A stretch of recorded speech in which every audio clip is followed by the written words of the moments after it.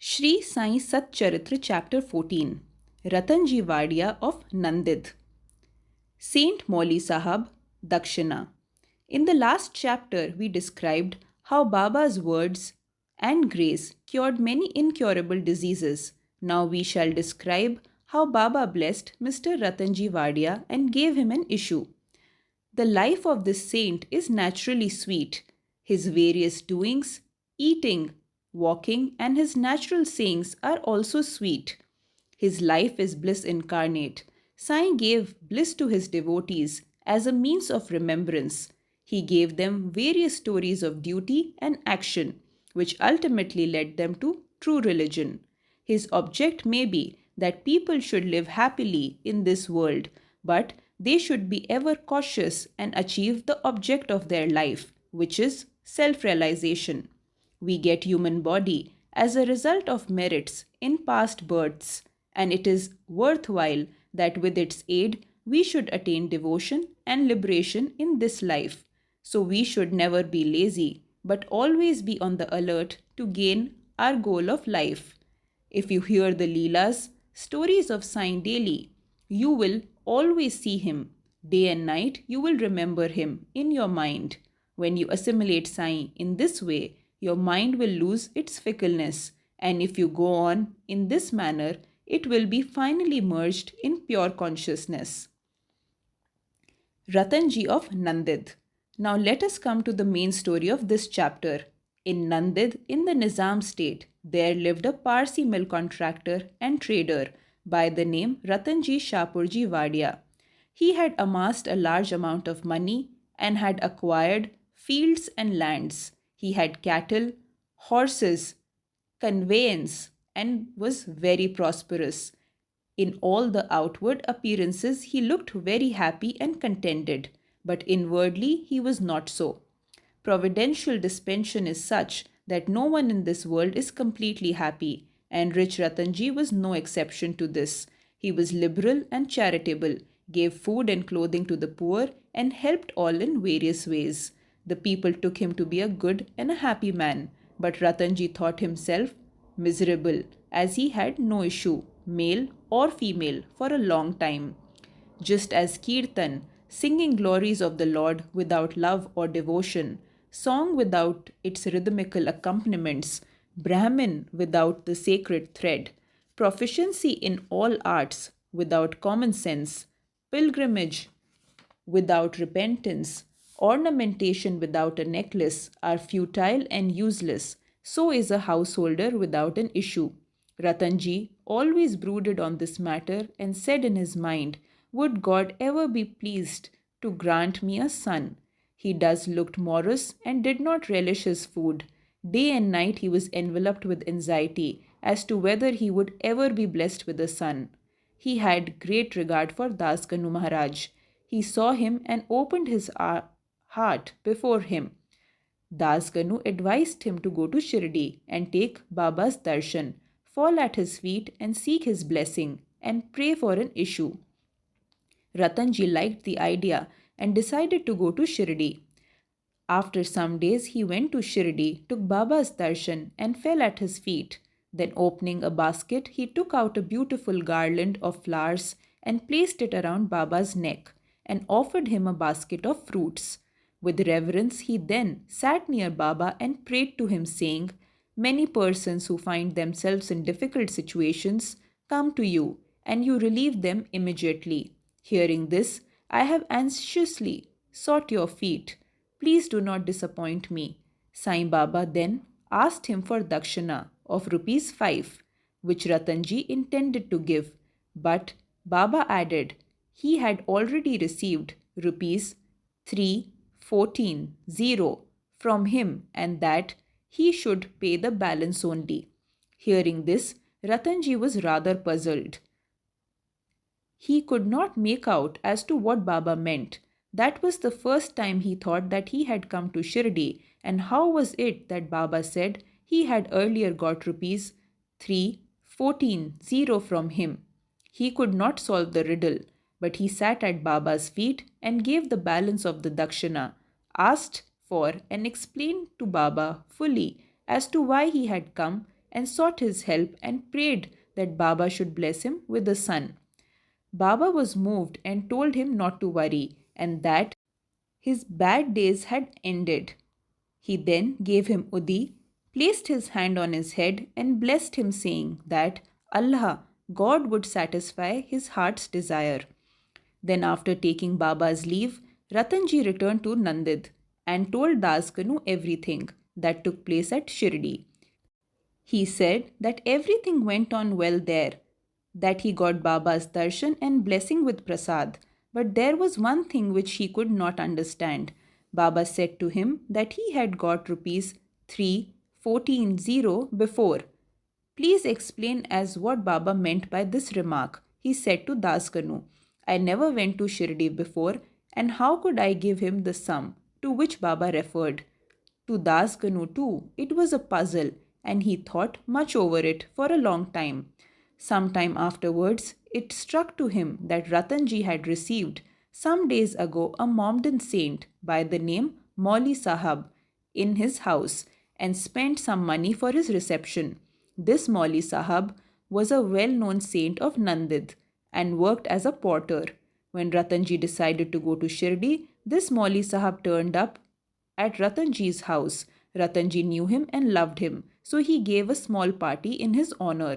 Das Kanu got from Ratanji the memo of expenses of the reception, and everybody was wonderstruck to see that the expenses amounted exactly rupees 314. Nothing more, nothing less. They all came to know that Baba was omniscient, and though he lived in Shirdi, he knew what happened outside, far away from Shirdi. In fact, he knew the past, present, and future and could identify himself with anybody. In this particular instance, how could he know the reception given to Mauli Sahab and the amount spent therefore, unless he could identify himself with him and be one with him? Ratanji was satisfied with the explanation, and his faith in Baba was confirmed and increased. In the due time, he was blessed with a son, and his joy knew no bounds. It is said that he had in all a dozen issues, out of which only 4 survived. In a footnote towards the end of this chapter, it is stated that Baba told Rao Bahadur Hari Vinayak Sathe after the death of his first wife to remarry and that he would get a son. R.B. Sathe married the second time. The first 2 issues by his wife were daughters, and he therefore felt despondent. But the third issue was a son. Baba's word did come true, and he was satisfied. Now coming to the topic of Dakshina. Now we shall close this chapter with a few points about Dakshina. It is a well-known fact that Baba always asked for Dakshina from people who went to see him. Somebody may ask a question, if Baba was a fakir and perfectly non-attached, why should he ask for Dakshina and care for money? We shall consider this question broadly now. First, for a long time, Baba did not take anything. He stored burnt matches and filled his pocket with them. He never asked anybody for anything, whether he be a devotee or otherwise. If anybody placed before him a paisa or 2, he purchased oil or tobacco. He was fond of tobacco, and for he always smoked a beedi or chillum, an earthen pipe. Then some persons thought that they should not go to the saints empty-handed, and therefore placed some copper coins before Baba. If a paisa was placed before him, he used to pocket it. If it was a 2 paisa coin, it was returned immediately. Then after Baba's fame had spread far and wide, people began to flock in numbers, and Baba began to ask Dakshina from them. It is said in the Shruti, Veda, that puja of the gods is not complete unless a golden coin was offered. If a coin was necessary in the puja of the gods, why should it not be so in the puja of the saints also? Ultimately, the Shastras have laid down that when one goes to see God, king, saint, or guru, he should not go empty-handed. He should offer something, preferably money. In this connection, we may notice the precepts recommended by the Upanishads. The Brihdanayak Upanishad says that the Lord Prajapati advised the gods, men, and demons by one letter, Da. The gods understood by the letter that they should practice Dama, self control. The men thought or understood that they should practice Dana, charity, and the demons understood that they should practice Daya, compassion.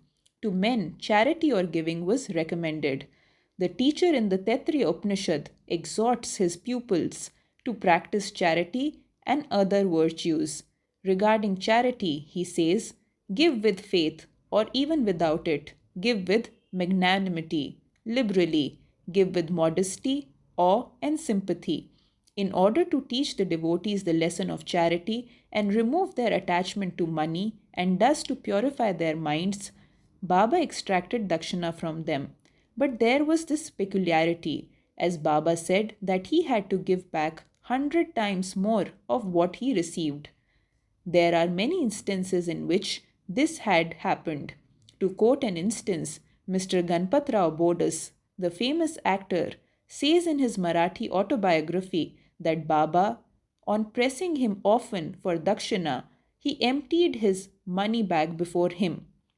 The result of this was, as Mr. Bodas say, in the later life he never lacked money, and it came to him abundantly.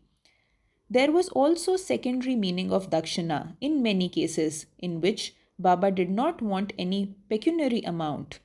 To quote two instances, first, Baba asked rupees 15 as dakshina from Professor G. Narke, who replied that he did not have any money. Then Baba said, I know you have no money, but you are reading Yoga Vasishtha.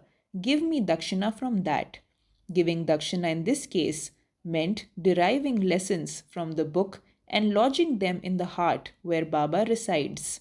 Second, in the case of one lady, which was Mrs. R.A. Tarkhad, Baba asked to give rupees 6 as dakshina.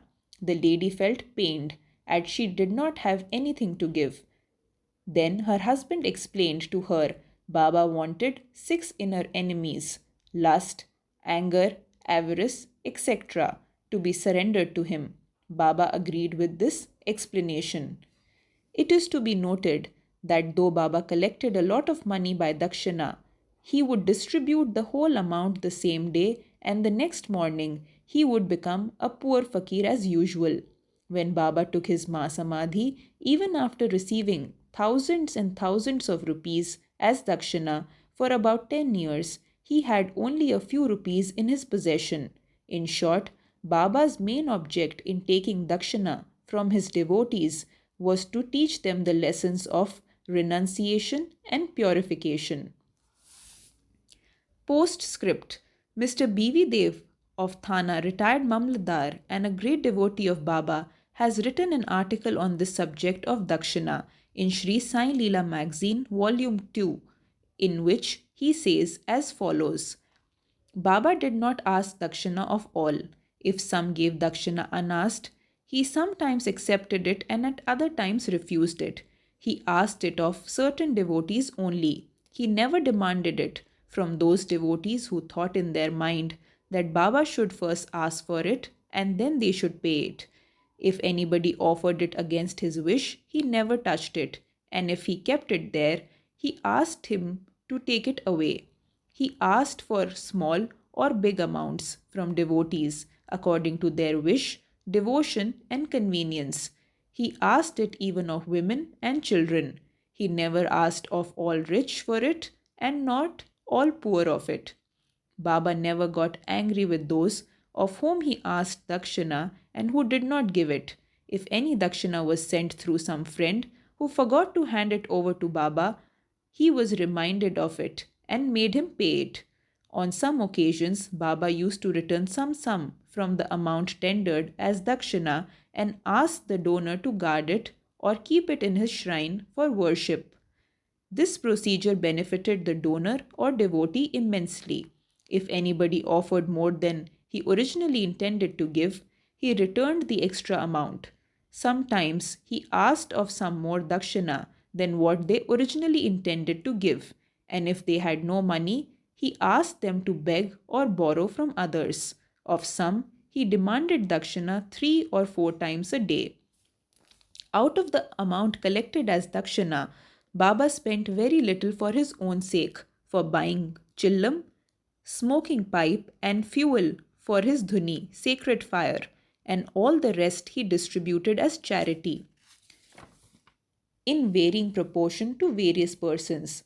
All the paraphernalia of Shirdi Sansthan was brought by various rich devotees at the instance and suggestion of Radha Krishna Mai.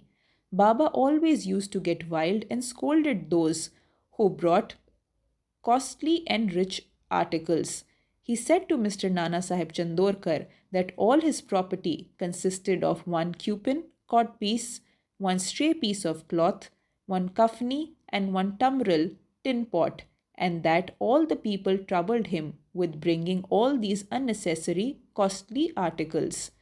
Women and wealth are two main obstacles in the way of our paramartha, spiritual life, and Baba had provided in Shirdi two institutions, Dakshina and Radha Krishna Mai, for whenever there came to him, he demanded them to give dakshina and asked them to go to the school, Radha Krishna Mai's house. If they stood these two tests well, if they showed that they were free from the attachment of women and wealth, their progress in spirituality was rapid and assured by Baba's grace and blessings. Mr. Dev has also quoted passages from Gita and Upanishads and show that charity given in a holy place to a holy personage conduces to donors' welfare. What is more holy than Shirdi and its presiding deity, Sai Baba? Bow to Sri Sai, peace be to all.